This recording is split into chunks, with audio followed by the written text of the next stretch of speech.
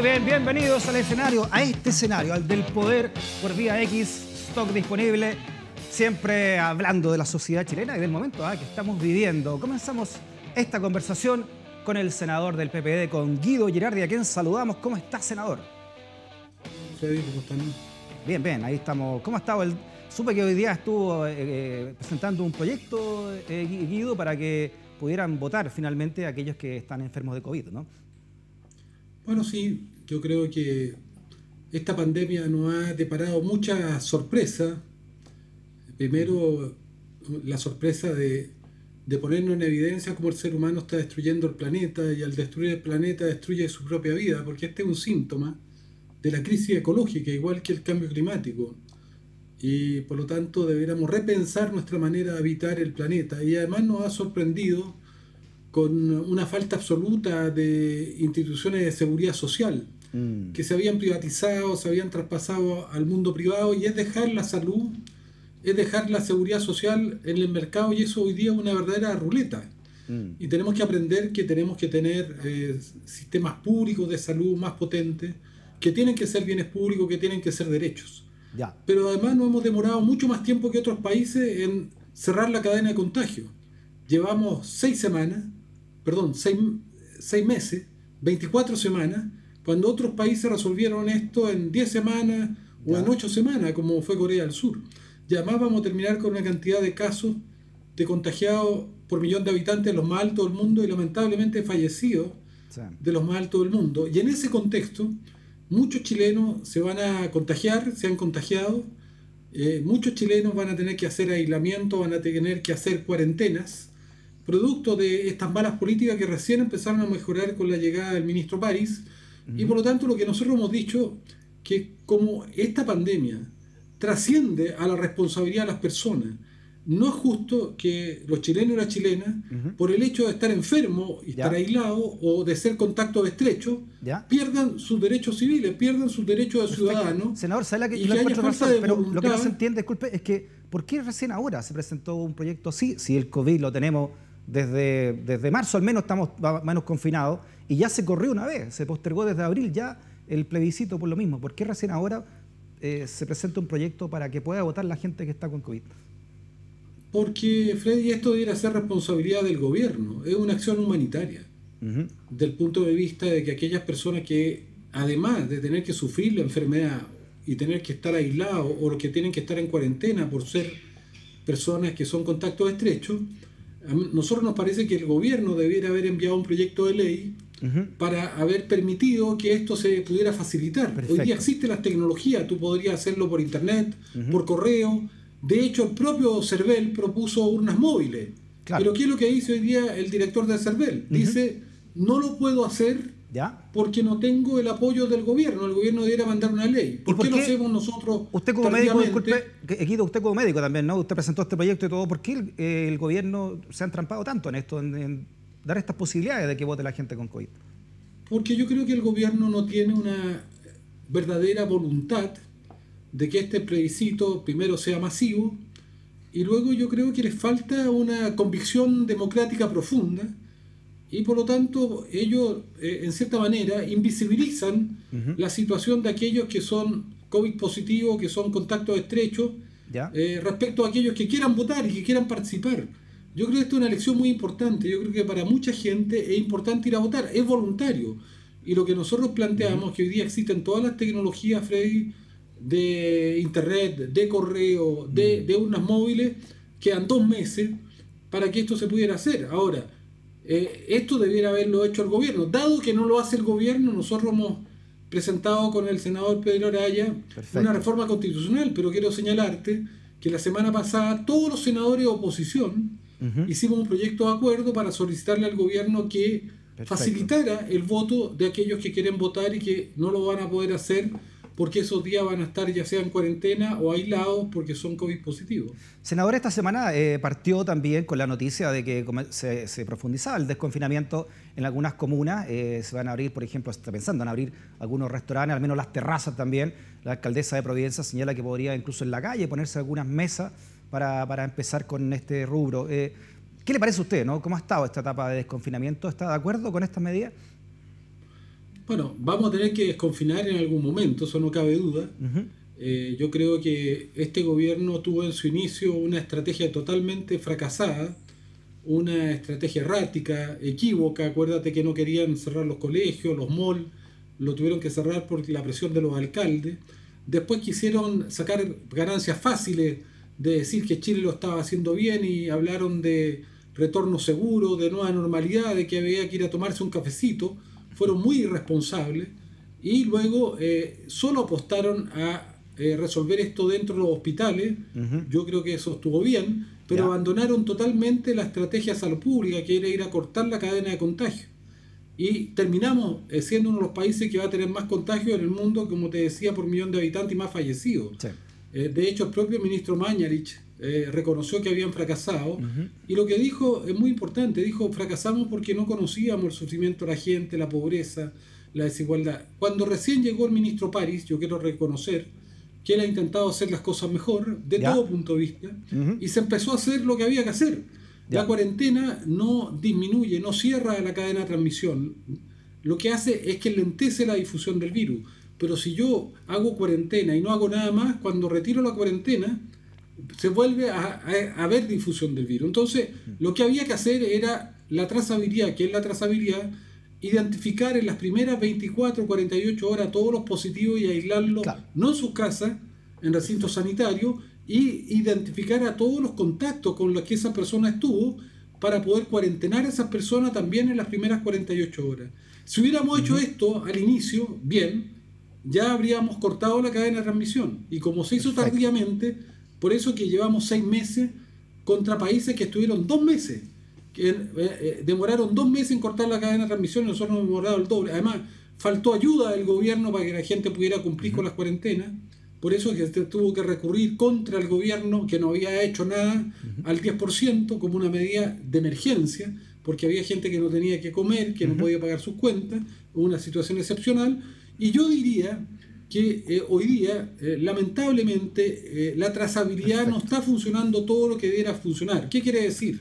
Nosotros debiéramos tener, cada vez que hay un positivo, tener la capacidad inmediata de que el 80% por lo menos, el 90% de los que son positivos quedan inmediatamente aislados, no en sus casas, sino en hospitales, en lugares supervisados, porque si quedan en las casas van a contagiar al resto. Y debiéramos tener la capacidad que por lo menos el 80% de los contactos fueran identificados en las primeras 24, máximo 48 horas y quedaran cuarentenados. Entonces, eso es lo que tenemos que hacer, Freddy. Si hacemos eso bien, el desconfinamiento puede ser exitoso. Si no lo hacemos bien, tenemos un riesgo altísimo, porque queda un 95% de los chilenos que siguen siendo susceptibles porque no tienen inmunidad.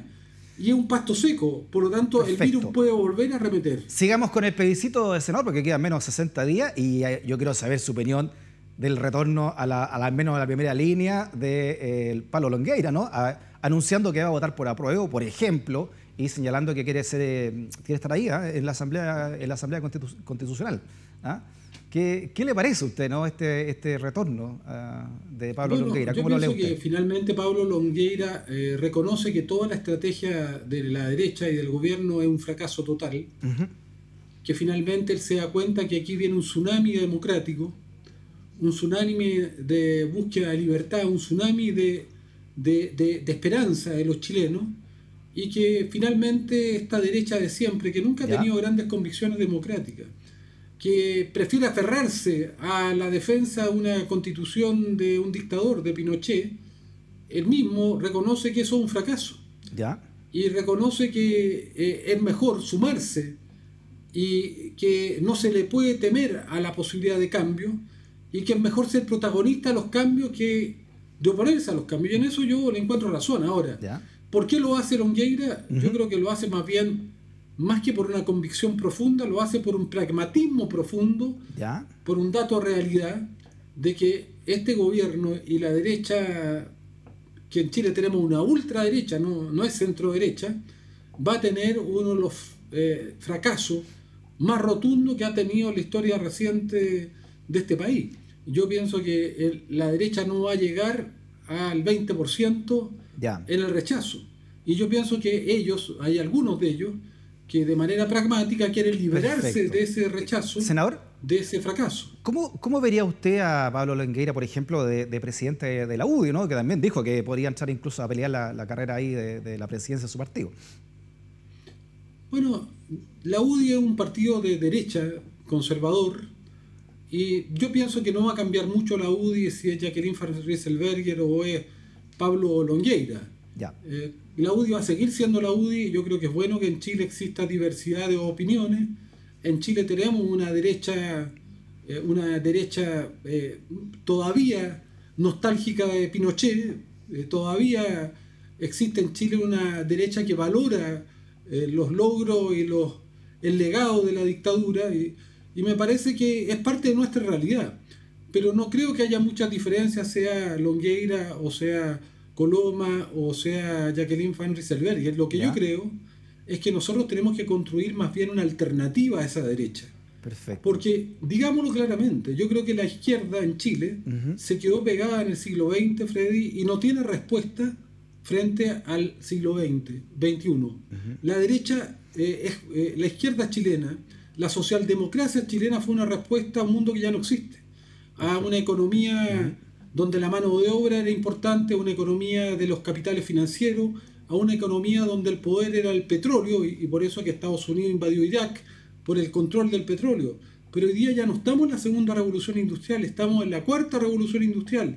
Hoy día el poder ya no es el petróleo, hoy día el poder ya no es la mano de obra, hoy día el poder son los datos, la inteligencia artificial. Piensa que ya la energía no constituye la geopolítica. De hecho, todos podemos tener energía en nuestras casas. Ya no es el control del petróleo. Hoy día el poder, el equivalente a lo que fue el petróleo en el siglo XX, hoy día es el control de los datos. Por eso que Trump está peleando con TikTok. ¿Qué es lo que dice Trump? No, porque viene TikTok y se quiere quedar con los datos de los americanos. Y la pelea 5G, ese es el poder, la inteligencia artificial. Antes de pasar a cómo usted está viendo la socialdemocracia, la izquierda, en fin, le faltó una derecha, y precisamente le faltó la derecha socialdemócrata, ¿no? Que están haciendo con Lavín. No sé qué le parece a usted esa definición de Joaquín Lavín y lo que está, cómo se está armando el panorama también en las presidenciales, con Evelyn Matei también diciendo que parece que Lavín perdió la cabeza, dijo no sé en quién está pensando, y que también ella quiere ser candidata a la presidencia. No, yo creo que es más bien una dimensión pirotécnica. Yo creo que Lavín es un gran performista. Ya. Es como la Pamela Giles de la derecha, que son capaces de construir hechos comunicacionales como performance, en este caso meméticas. Memes son unidades de transmisiones culturales, pero yo creo que Lavín no tiene nada de socialdemócrata.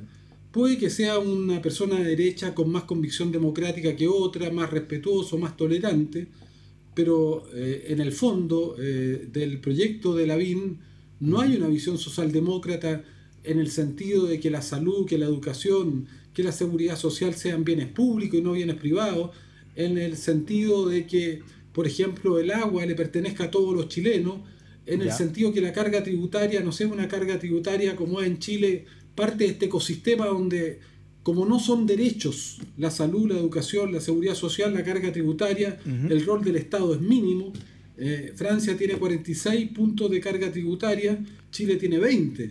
Yo creo que lo que hay en Lavín puede ser una persona con más sensibilidad que otras personas de derecha, pero de ninguna manera representa un proyecto socialdemócrata. Y es más, imagínate que finalmente pudiéramos tener una metamorfosis de Lavín, pero jamás la derecha chilena le daría soporte a Lavín para que pudiera llevar ese proyecto, porque la derecha chilena piensa todo lo contrario de lo que ha planteado Lavín.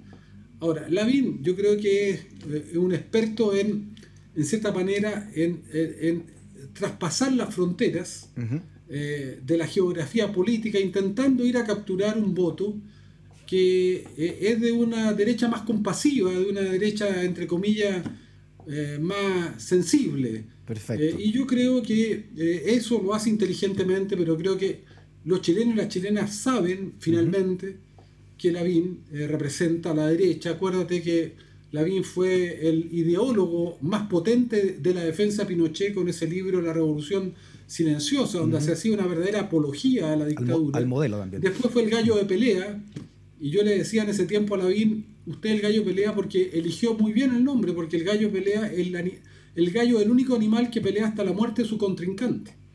Y después, bueno, yo creo que Lavín ha ido viviendo también un proceso evolutivo, yo no tengo por qué negarlo, pero yo creo que muy difícilmente Lavín puede representar un proyecto socialdemócrata, y aun cuando él hubiera tenido una evolución personal, a darse cuenta que la derecha tiene un proyecto fracasado, porque él no defiende el proyecto del mercado, no defiende el proyecto neoliberal. O sea, Lavín tal vez tiene conciencia que el proyecto de la derecha, que el proyecto neoliberal, para esta sociedad del siglo XXI es un proyecto que no da cuenta de las demandas de la gente, de la dignidad de las personas, de los derechos fundamentales de las personas.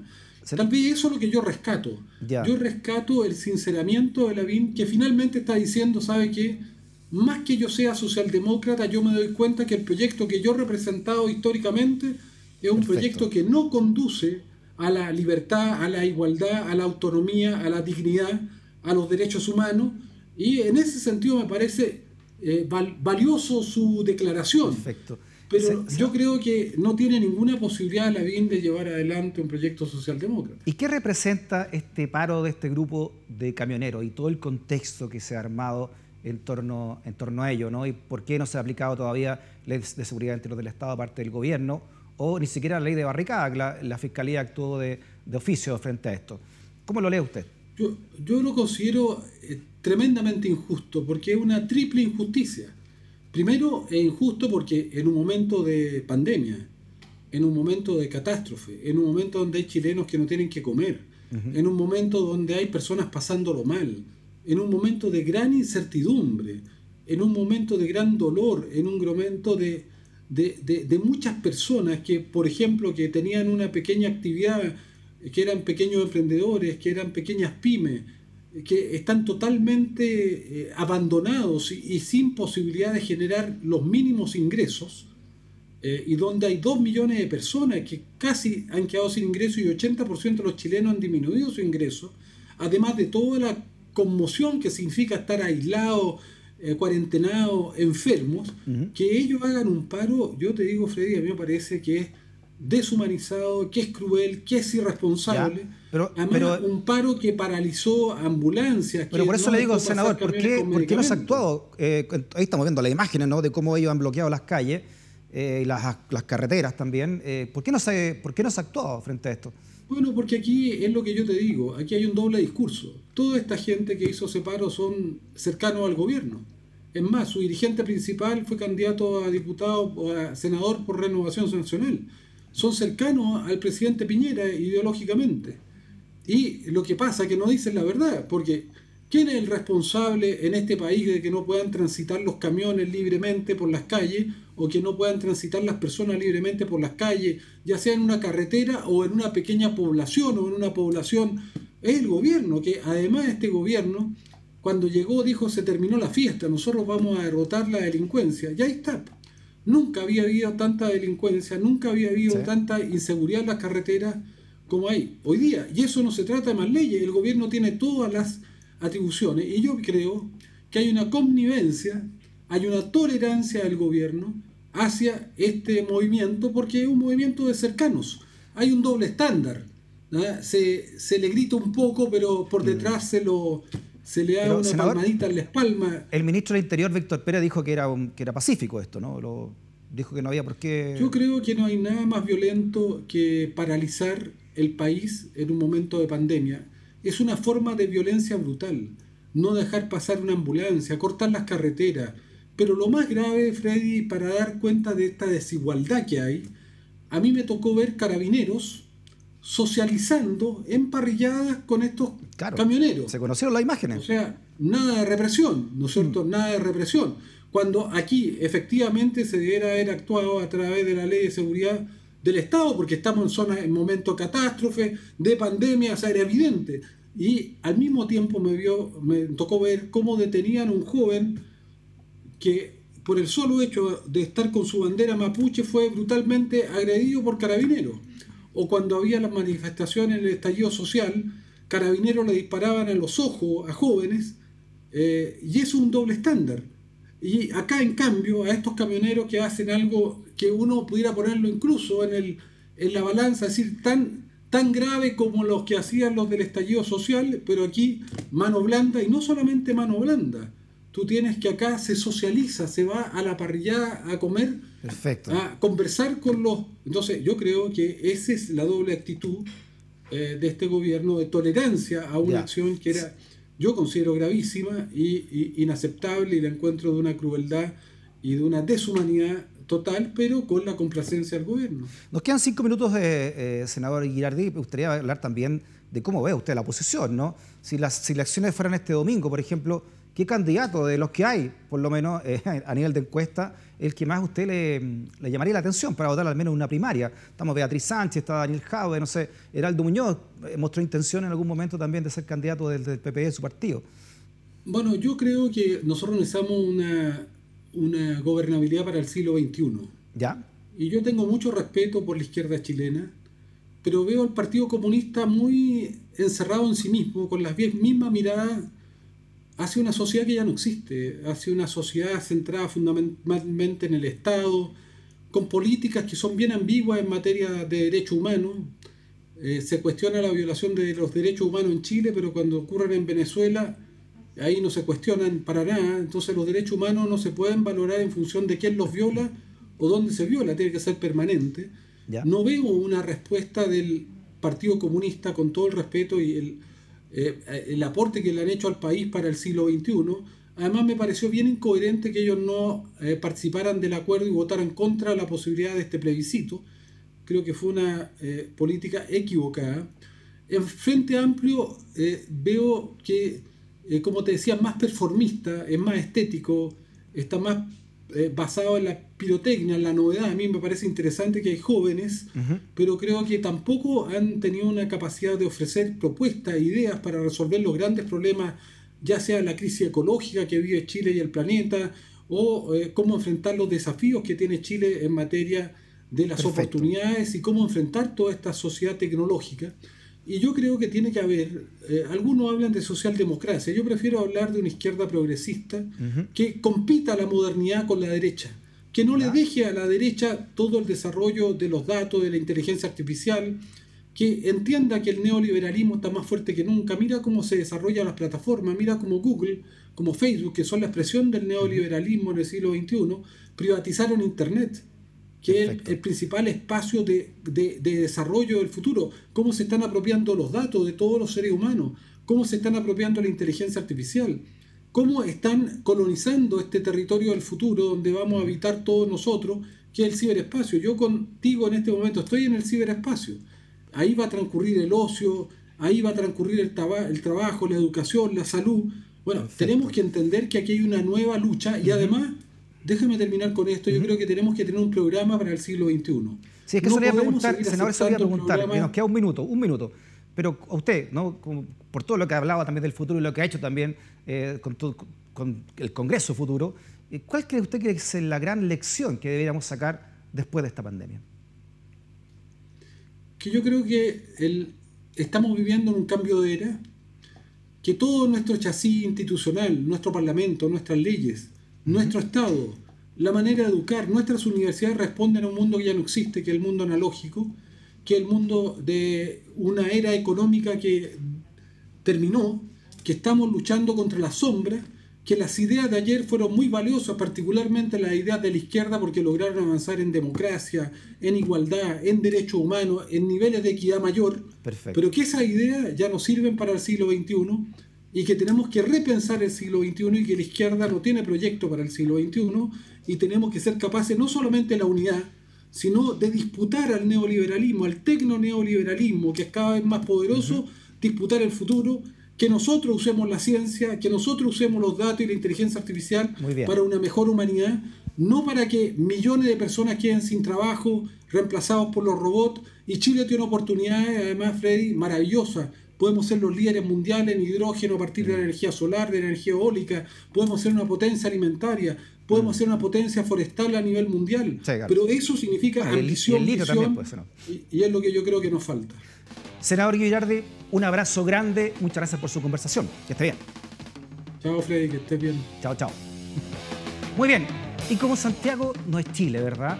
Vamos a hablar a la vuelta de una pequeña pausa con dos alcaldes. Desde Punta Arenas, Claudio Radonich, y desde Concepción, Álvaro Ortiz. Dos miradas para saber cómo está la pandemia en dos importantes ciudades del país. No te vayas de la sintonía. Estamos en stock disponible desde el escenario del poder en Vía X.